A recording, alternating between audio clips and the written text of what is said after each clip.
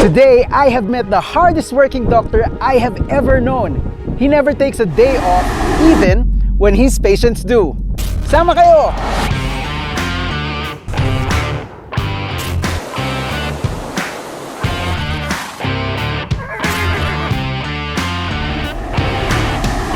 In the remote mountains of the Tusheti region here in Georgia, I have met an amazing man. Եվար Tusheti-ს եքիմի, Իրակլի խոդագուրից, 80 წლის. He lives in the highest located village in all of Europe, and he is the only resident.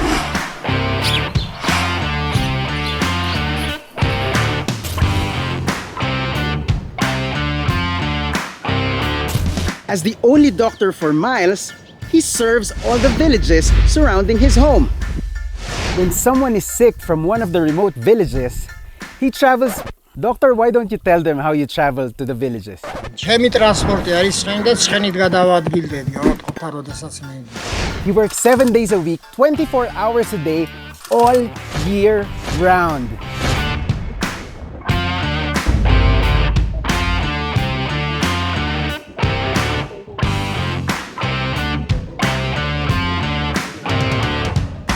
I know that you probably think that all doctors are like that, but here's what's different. In this place, winter lasts for 7 months, and during this time, this mountain region gets cold, very cold. The roads fill with snow, vehicles cannot pass, and the residents of all the villages leave. Everyone? Yes, everyone. Well, except a few border guards that change weekly, a handful of men that guard the empty villages, and our good friend, Dr. Irakli.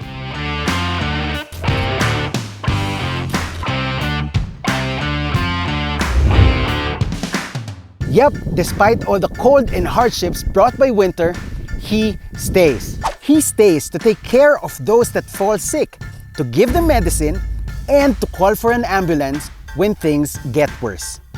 And this dedication to his work, his passion to help people, and his willingness to stay even in the worst conditions makes me think that he is the hardest working doctor that I have ever met.